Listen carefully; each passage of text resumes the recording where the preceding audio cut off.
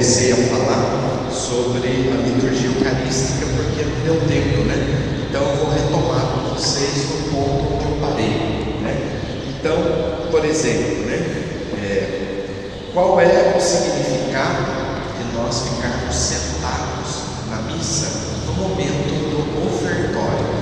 Não sei se vocês já repararam, terminou a oração da comunidade, todos sentam, né? E aí entra a procissão com o pão e o vinho.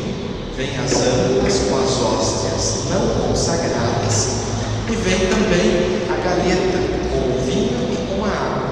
Vem em procissão, é entregue para o padre, né? O padre devolve para os cerimoniários ou para os coroinhas, e depois, quando o diácono está presente, o diácono vem, se aproxima para o altar, para que o padre possa iniciar a parte da oração eucarística. Quando não é uma missa sem diácono, o próprio padre vai preparar o altar e preparar as ofertas. Muitas vezes também, nesse momento que nós estamos sentados, é feita aquela oferta, né, em dinheiro, em que as pessoas colaboram o quanto podem, né? É bom a gente não confundir esse momento que nós fazemos essa oferta, no momento do ofertório, não é dízimo. Dízimo é outra coisa, e se um dia for preciso eu venho aqui e explico, mas não é o momento de nós falarmos aqui sobre o dízimo. É que tem algumas pessoas que confundem essa oferta que você faz na missa com o dízimo, que é uma contribuição que você faz mensalmente para a igreja, né? Geralmente, dentro da história da igreja, essa oferta, essa coleta que era feita, era justamente para colaborar com as despesas do padre para a celebração da missa. Despesas de combustível, de translado, às vezes até de refeição do padre, quando havia uma longa distância entre o local que o padre tinha que se deslocar para celebrar a missa. Era até revertido um nome que se chama de espórtula, que é uma colaboração que se dá para o padre para a despesa de locomoção e de celebração da missa. Muito bem, mas qual é a finalidade então, né? Oferta-se pão e vinho, oferta-se uma oferta material, porque naquele momento do ofertório é feita uma comunhão espiritual com bens espirituais, mas é feita também uma comunhão material com os bens materiais também. E quando o padre eleva a patena, e quando o padre eleva o cálice, a maioria dos católicos ficam lá no ofertório, olhando para o teto, olhando para o lado, né? Meio assim dispersos. E não é esse o momento da gente se dispersar. Quando o padre eleva a patena, naquele momento eu posso estar oferecendo, junto com aquela patena, com aquela hóstia magna que será consagrada, a minha vida, os meus problemas, as minhas dificuldades, os frutos do meu trabalho. Eu posso estar colocando diante daquele momento também alguma necessidade especial que eu tenho na minha vida, né? Unir as minhas dores, as minhas lágrimas, o meu sofrimento ao sofrimento de Cristo, porque na missa nós atualizamos o sacrifício redentor de Jesus. Então, esse momento do ofertório, apesar de estarmos sentados, de estarmos cantando, né? Mas é um momento de comunhão, um momento de estarmos na presença de Deus, para que o padre não fique solitário ali no altar, só ele levando a patena, só ele levando o cálice, né? Sozinho, mas toda a comunidade em silêncio no coração, em oração, também está se oferecendo, né? Também está se colocando diante de Deus. Tanto é que no novo missal, aquela oração, logo que termina o ofertório, o padre faz uma oração que antigamente no latim se falava Oremus Fraters, que é Oremos Irmãos, e fala assim: orai, irmãos e irmãs, para que o nosso sacrifício seja aceito por Deus Pai Poderoso, né? E aí nós respondemos o quê? Receba o Senhor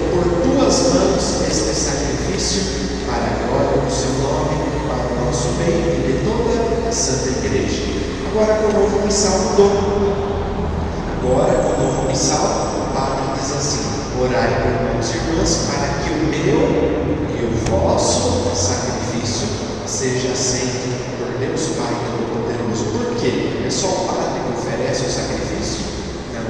Toda a comunidade, toda a assembleia, nós temos o quê? Aquilo que vivemos, que passamos, que enfrentamos, tudo na nossa vida, ela deve ser entregue e ofertada para Deus naquele momento do ofertório. Então, o momento do ofertório é um momento também de contemplação, é um momento de oração e de entrega, e não de dispersão.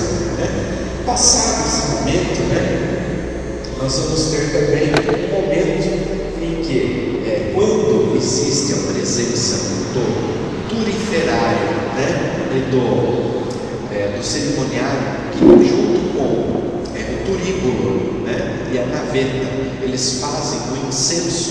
Tem aquele momento que o padre, na hora do ofertório, ele incensa as ofertas, Depois ele faz como se fosse 360 graus ao redor do altar, incensando, depois de incensar a oferta, todo o altar.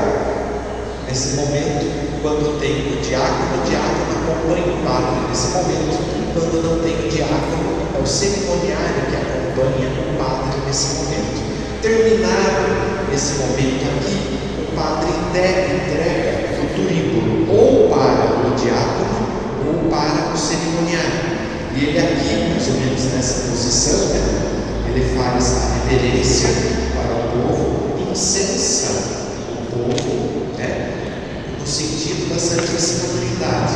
Pai, Filho e depois Espírito Santo. Agora, por que incensa o povo? Por que o povo também é incensado?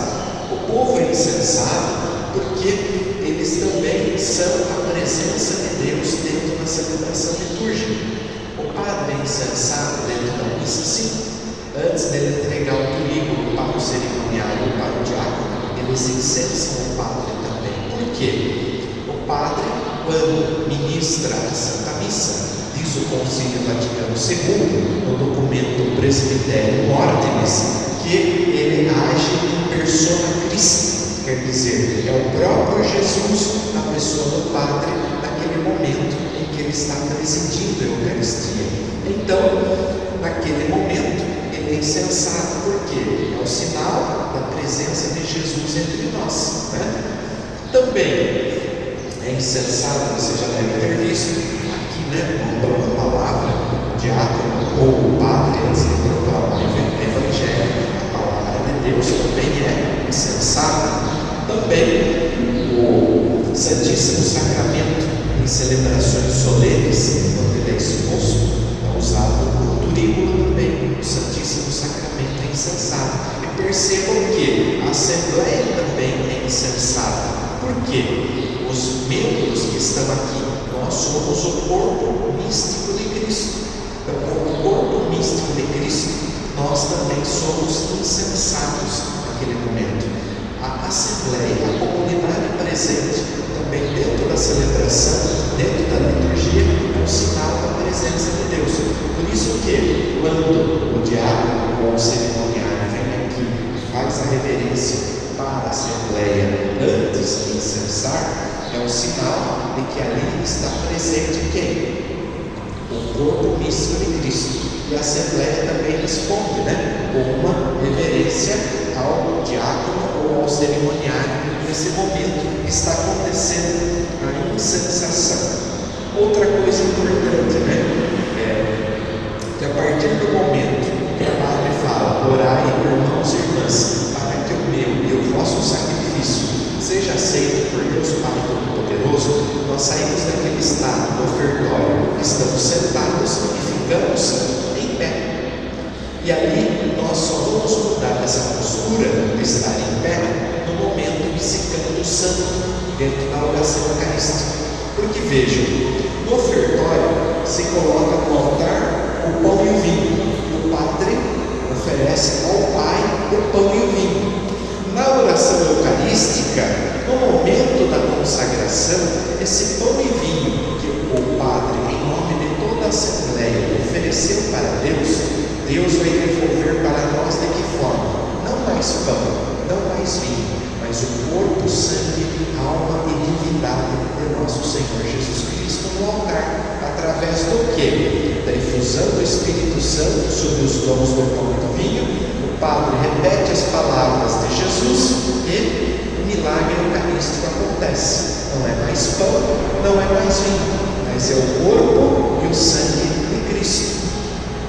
Seria mais ou menos assim, né? Digo para vocês que eu estou aqui com a Bíblia na minha mão e falo para vocês: olha, agora eu vou fazer com que a Bíblia se transforme num coração.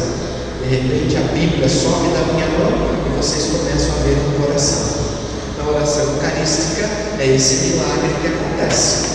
O pão e o vinho se transformam no corpo e no sangue de Cristo. Jesus se torna presente. Aquele sacrifício da cruz que aconteceu há mais de 2000 anos atrás, ele se torna presente. Então, antes que esse momento sublime aconteça, antes que esse momento ápice aconteça, é cantado o santo. E logo depois que é cantado o santo, o padre faz mais ou menos na oração eucarística 2 ou 3 parágrafos, você já escuta o sino, né? Qual o significado do sino? Todo mundo deve se ajoelhar. Claro que quem tem problema de saúde, uma pessoa que tem problema físico, está debilitado, se ele não pode se ajoelhar, ele deve ficar em pé, né? Mas você não tem como exigir isso, por exemplo, de uma pessoa que está na cadeira de rodas, um cadeirante. Exigir que ele se ajoelhe e que ele fique em pé. É impossível. Ele vai ficar como ele está, mas o coração em sintonia com o mistério que será celebrado. Então, deve se ajoelhar, né? E ali só se vai se levantar quando? O padre vai dizer assim, né? Terminada a consagração. Eis o mistério da fé. E aí, terminado isso, nós vamos repetir a seguinte oração, ou outra, né? Mas geralmente é essa: anunciamos, Senhor, a vossa morte e proclamamos a vossa ressurreição. Vinde, Senhor Jesus. Terminada essa oração, aí a gente pode levantar e ficar de pé. Agora, tem algumas pessoas que preferem, ficar de joelhos até o final da oração eucarística. Pode ficar? Pode, não tem problema nenhum. Mas o ritual da liturgia não exige, isso é uma faculdade. Se a pessoa quiser ficar de joelhos até terminar a oração eucarística, pode, ela está no direito dela. Mas a norma litúrgica não exige que você, depois dessa oração, anunciando, Senhor, a vossa morte, proclamamos a vossa ressurreição, vinde, Senhor Jesus, não exige que você permaneça de joelho, você pode se levantar, né? Então aí depende da realidade de cada um, né? E a sua fé, a sua intimidade com Deus. Você quer viver um momento mais íntimo, de mais humildade, de mais comunhão ou de mais contemplação, você prefere ficar ajoelhado até o final da oração eucarística. Pode, não tem problema nenhum, tá? Muito bem. Outra coisa, né, que nós podemos fazer é o seguinte: quando nós vamos começar, né, aquele momento, a consagração aqui no altar, que o padre eleva a hóstia, nós temos que levantar a cabeça e olhar a hóstia. Quando o padre eleva o cálice, eu devo levantar a cabeça e olhar o cálice. E aí, o que eu posso fazer? O padre, logo depois que ele termina de elevar a hóstia, ele coloca a hóstia na patena e ele faz uma genuflexão. Quando o padre faz essa genuflexão, você pode abaixar a cabeça, fechar os seus olhos e fazer um ato de adoração a Jesus. No momento da elevação do cálice, a mesma coisa. O padre elevou o cálice, você levanta a cabeça, você olha para o cálice, você adora Jesus, você contempla o mistério eucarístico. O padre devolveu o cálice para o altar, ele fez a genuflexão. Você pode abaixar a sua cabeça, fechar os seus olhos e fazer um momento de adoração. Porque digamos assim, não é harmonioso, né? Aquele momento ápice da consagração, que é o centro da missa, a elevação perdão, a elevação do corpo de Cristo e a elevação do sangue de Cristo, o irmão do Santíssimo fica assim o tempo todo, cabeça baixa, não pode, né? No momento da elevação da hóstia, abre o olho, olha para a hóstia, contempla o mistério.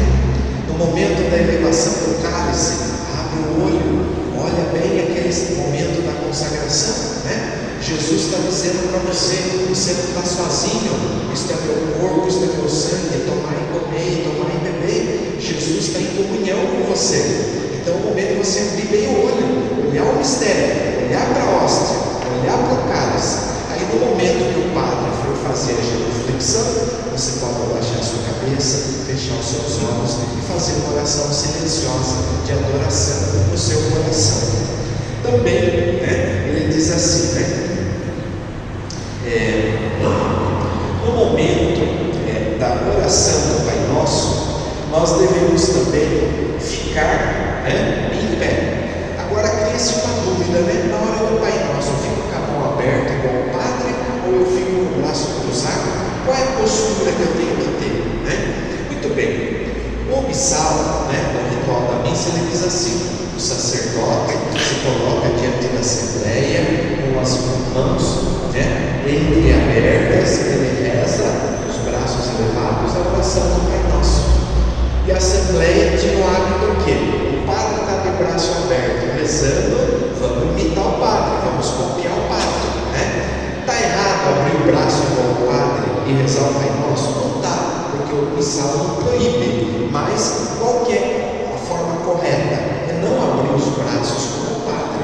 O padre abriu os braços, começou a rezar o Pai Nosso, você pode juntar sua mão assim, né? Assim. Junta sua mão e reza o Pai Nosso. É mais adequado, é mais de acordo, né? É que antes a gente não tinha orientação litúrgica para isso, né? Porque o missal, ele diz que o padre deve rezar assim, não fala para a assembleia, para o povo. Mas se tiver alguém rezando assim, está errado? Não está. Mas é mais adequado, porque a regra litúrgica é com o padre, não é para a assembleia. Então, eu posso rezar o Pai Nosso com o padre, se eu quiser, pode, mas ficaria melhor, mais organizado, se rezássemos o Pai Nosso assim. Seria mais adequado, tá? Mas, enfim, não é uma regra assim rígida que teria que ser assim, mas seria mais adequado, mais organizado, estaríamos mais em harmonia com a orientação da igreja, né? Outra coisa também, né? No momento, aqui na nossa paróquia não existe muito isso, né? Por causa da pandemia também, isso aí, eu tenho ido às vezes esporadicamente em outras paróquias, não tenho visto outros padres fazerem isso, que é a saudação da paz, né? Naquele momento, eu vos dou a minha paz, eu vos deixo a minha paz, né? A paz do Senhor esteja convosco, o amor de Cristo nos uniu. Aí passava a palavra para o diácono, né? O diácono dizia assim: no amor do Cristo ressuscitado, saudai-vos uns aos outros com o sinal da paz. O que acontecia? Tinha gente que saía do primeiro banco e ia cumprimentar um que estava lá no último banco. Virava aquela bagunça na igreja, né? Aquela circulação de gente. Ô, meu compadre lá, faz tempo que eu não vejo, está aqui na igreja, vou lá dar um abraço nele, né? Isso vem no meio da missa, né? E qual que é a orientação da igreja para isso? A orientação da igreja é assim: cumprimentar as pessoas que estão próximas, do lado, atrás, e não ficar saindo do lugar para se cumprimentar. Agora, talvez até os padres estão preferindo, isso não é que eu ouvi de algum padre, isso é uma conclusão minha, tá? Não fazer o abraço da paz dentro da missa. Por quê? Porque no final da missa todo mundo se abraça, se cumprimenta, todo mundo se encontra, às vezes antes da missa também. Então talvez seja desnecessário você fazer um abraço da paz em toda a missa. Talvez um momento especial, uma celebração mais específica, né? Porque já virou do nosso hábito. Foi verdade, não é? A gente chega na igreja, logo que a missa acaba, a gente vai embora, não. Mais uns 10, 15 minutos conversando, encontrando com um com o outro, saudando, desejando um bom fim de semana, um bom domingo, né? uma semana. Então, muitas vezes, não tem talvez tanta necessidade de toda missa você tem que fazer um abraço da paz, né? Isso é uma coisa mais harmônica, talvez, por isso os padres têm preferido não fazer, né? Só fazer isso em uma ocasião especial, né? Quando tem o momento do Cordeiro de Deus, né? Você percebe que o padre, ele eleva, né, a hóstia e fraciona: Cordeiro de Deus que tirais o pecado do mundo, né? Ele abre um pedaço de hóstia em cada mão, né? Ele abre, depois ele junta, aí ele coloca sobre a patena e ele faz outra genuflexão, né? Aqui pode ser feita duas coisas. Nesse momento da genuflexão, quando o padre e a assembleia está rezando o cordeiro, você pode fazer uma reverência com a mão no peito aqui, né? E rezar junto o Cordeiro de Deus, ou cantar, né? Que a nossa comunidade canta o cordeiro, cantar, ou então tem alguns que preferem se ajoelhar. Pode se ajoelhar também? Pode, no momento do cordeiro, não tem problema, tá? A igreja permite. Então tem duas formas de você vivenciar o momento do Cordeiro de Deus: fazer uma sutil reverência, colocando a mão no peito e fazendo a oração do Cordeiro da Assembleia, ou então se ajoelhar, se caso você preferir. Mas é importante, né, gente, lembrar isso, que esses gestos, esses sinais da liturgia têm que ser acompanhados pelo coração, né? Não adianta nada eu fazer genuflexão, fazer reverência e me ajoelhar se aquilo é só exterior. O meu coração não está acompanhando aquilo, o meu coração não está vivendo aquele momento.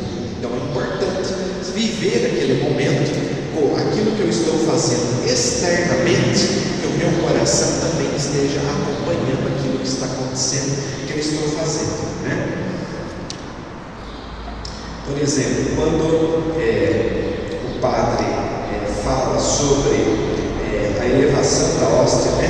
Felizes os convidados para a ceia do Senhor, eis o Cordeiro de Deus, eis aquele que tira o pecado do mundo, né? Eu posso fazer de duas formas, né? Olhar para a hóstia e dizer: Senhor, eu não sou digno de que entreis em minha morada, mas dizei uma palavra e serei salvo. Eu entendo o seguinte, né? Que tudo aquilo que se eleva na celebração, elevou a hóstia, elevou o cálice, não é para você baixar a cabeça, é para você olhar. Por isso está sendo elevado, é para ser visto, para ser contemplado. Se o padre está elevando a hóstia, felizes os convidados para a ceia do Senhor, é para você olhar. Agora, você vai ver também que a igreja também permite que algumas pessoas que, por sinal, talvez um gesto de humildade, lançam um breve olhar para a hóstia e faz uma inclinação assim e diz: Senhor, eu não sou digno de que entreis em minha morada, mas dizei uma palavra e serei salvo. Então essa forma também está correta, tá? Mas os dois meios você pode fazer também. Bom, seria isso, né, o que eu tinha preparado para hoje, mesmo porque o nosso tempo não permite mais a gente seguir. Tem alguma dúvida? Alguém quer fazer alguma pergunta? São três perguntas. Tá. Primeiro, então, que seria aconselhável no momento de fazer o Pai Nosso, a gente, pelo menos quando você estiver na Assembleia, quando você estiver servindo, você coloca a mão no peito, ou faça como o Carlos disse para a gente fazer aqui, porque nós estamos indicando para a Assembleia aquilo que deve ser feito. Então nós temos que ter um comportamento adequado, né? Não que seja errado, mas que a gente faça da forma que a instrução geral do Salomão indica para a gente fazer. Tem uma outra dúvida aqui, cara, são mais duas no total. No momento da consagração, muitos de nós ainda têm aquele velho costume, né? Na verdade, quem consagra às vezes ao bispo, tem alguns padres que estão celebrando. Às vezes é o padre celebrando e alguns padres concelebrando. E aí os padres, o padre levanta, né? Eles levantam a mão junto também. Nós fazemos aqui a mesma coisa. Esse gesto é só do padre e só do celebrante como celebrante. Nós não precisamos fazer esse gesto. Coloca novamente a mão no peito. Seria isso mesmo, né, Carlos? E a terceira observação é que após o Pai Nosso, gente vai rezar o Pai Nosso que estás nos céus, santificado. Lá no final a gente não fala o amém, porque a oração, você fala o amém toda vez que você terminar o Pai Nosso, em qualquer lugar, menos dentro da missa. É isso mesmo, né, Carlos? Porque tem uma continuação, tem a oração da paz que o padre vai continuar. Então, vai até o final ali e não fala o amém. É essa a observação, não sei se eu acho que até já respondi, mas é isso mesmo, gente. Que o Celso falou isso mesmo, por exemplo, quando tem o bispo ou os padres, ou o padre mais padres, eles juntos, eles concelebram. Podem reparar, eu que sou diácono, eu não celebro a missa, não posso celebrar a missa. O sacramento da ordem, o grau do diaconato, não me dá essa possibilidade, não posso, porque se fizer não vale, né? A missa é inválida. Mas agora veja, não sei se já repararam, o padre está aqui, ele preside a celebração, o bispo está aqui, ele preside a celebração. No momento que começa a oração eucarística, se tiver mais padres, um vai ficando do lado do outro, se for preciso, e até faz um semicírculo aqui ao redor do altar. E o diácono está onde? O diácono está aqui. Por quê? O diácono não fica na mesma linha que o celebrante e que os concelebrantes, porque diácono não concelebra, diácono não celebra, diácono apenas serve como altar. Então, eu sempre fico aqui, podem reparar, o padre está aqui, eu sempre estou atrás. Por quê? O diácono não participa da celebração como celebrante ou como co-celebrante. Quem celebra a Eucaristia é somente o padre, é somente o bispo, tá? O diácono não celebra a missa. Tanto é, eu sempre falo isso para os ministros da Sagrada Comunhão. A gente tem o hábito de falar que ministro da Sagrada Comunhão, o ministro da Eucaristia, está errado. Os únicos ministros da Eucaristia que existem é o bispo e o padre, porque são eles que consagram o pão e o vinho no corpo e no sangue de Cristo. Os ministros que estão ali são ministros extraordinários da Sagrada Comunhão, não da Eucaristia, porque eles não consagram. Eu não sou ministro da Eucaristia, porque eu não consagro. Eu sou ministro ordinário da Sagrada Comunhão. Então, nós precisamos saber e orientar as coisas dentro dos seus devidos lugares. Por quê? A gente tem o hábito de ver eles fazendo no altar, a gente acha que a gente pode repetir aqui embaixo na Assembleia. Não é. Cada um tem o seu lugar, cada um tem o seu espaço dentro da liturgia, né? Por isso que, como eu disse para vocês, eu mesmo sempre lá atrás do altar da missa. Eu jamais fico do lado do padre, na mesma linha do padre, né? Eu só me aproximo do altar em dois momentos: para tirar a pala do cálice, no momento da consagração, e depois no momento da doxologia. Eu tenho que ajudar o padre quando ele leva a patena, eu venho com o cálice para levar junto com ele. Mas isso não significa que eu estou celebrando a Eucaristia com ele, porque não posso fazer isso. A celebração da missa é só do padre ou do bispo. E em relação ao Pai Nosso, é isso mesmo. Terminou o Pai Nosso, na missa não falamos amém. Tá? Ok, então? Uma pergunta, quando tem vários, por exemplo, 2 padres, 3 padres, daí é concelebrando mesmo, né? Daí está concelebrando, que são os padres, isso, né? Isso. Agora no seu caso só está servindo. Ah, tá, muito bem, vejam bem. Dentro da celebração tem 3, 4 padres. Quem está celebrando e concelebrando é o presidente da celebração, que é o padre ou o bispo. E os demais padres concelebram. O diácono, ele concelebra? Não, ele serve o altar. O diácono é um servidor do altar. Ele não concelebra, ele não participa da presidência da celebração da Eucaristia, ou ele auxilia a presidência da celebração eucarística. Tá? O diácono não participa disso. Somente o padre ou os que estão